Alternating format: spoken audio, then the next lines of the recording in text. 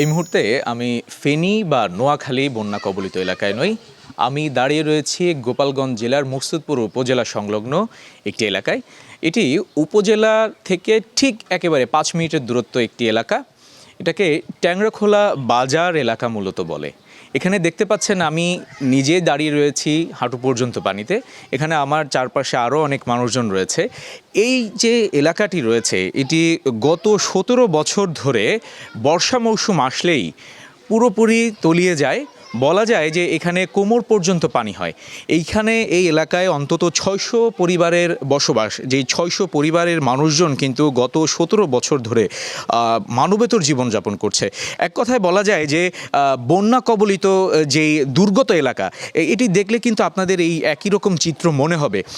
আমরা এখানকার এসে কথা বলেছিলাম, এখানকার যারা বাসিন্দা রয়েছেন তারা যেটি বলছেন যে গত 17 বছরে একাধিকবার উপজেলা প্রশাসন, পৌরসভা, বিভিন্ন দপ্তরে কিন্তু কথা বলেও তারা কোনো সমাধান পাননি। আমরা একটু এখানকার কিছু সাধারণ মানুষের সাথে কথা বলবো, আসলে তারা কি বলছেন, তাদের যে কষ্ট একটু তাদের মুখ থেকেই কিন্তু আমরা শোনার চেষ্টা করব।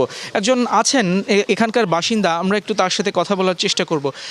আসলে আপনারা কি ধরনের সমস্যার সম্মুখীন হচ্ছেন একটু বলবেন? আসলে আমি একজন প্রবাসী, বিগত 27 বছর আমি বাইরে থাকি।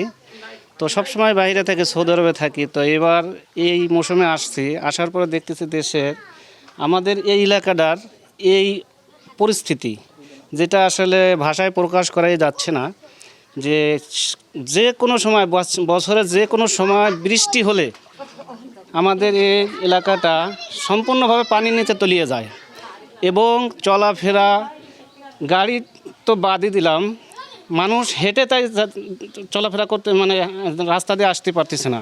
আমরা অনেকবারই প্রশাসনের দৃষ্টি আকর্ষণ করছি, যারা প্রশাসনিক বিশেষ করে মেয়র থেকে শুরু করে কয়েকবার মেয়রের কাছে আবেদন করছি, কিন্তু আমাদের কোনো ফলপ্রসূ কোনো রেজাল্ট আমরা পাইনি।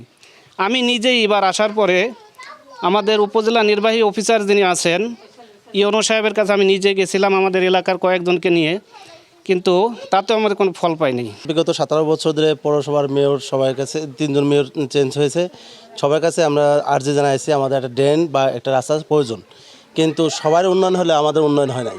আমরা পানিবদ্ধতা আছি, এই অবস্থা আমাদের সদায়, আর কিছু না। আমরা চাই আমাদের একটা রাস্তা আর ড্রেন, আর কিছু না। দর্শক বলছিলেন আসলে এখানকার বাসিন্দাদের দুর্ভোগের কথা, যে একটি ড্রেন এবং একটি রাস্তা বদলে দিতে পারে এখানকার 600 পরিবারের জীবন। বর্ষা মৌসুম আসলেই তারা যে কষ্টে মানবেতর জীবনযাপন করেন এটি থেকে তারা পরিত্রাণ পাবেন। তাদের একটাই দাবি, এখানে জলাবদ্ধতা নিরসনের ড্রেনেজ ব্যবস্থা এবং সেই সাথে রাস্তা নির্মাণ করা হলে তাদের এই দুর্ভোগ কেটে যাবে। Nurul Alam Faisal, star news, Gopalganj.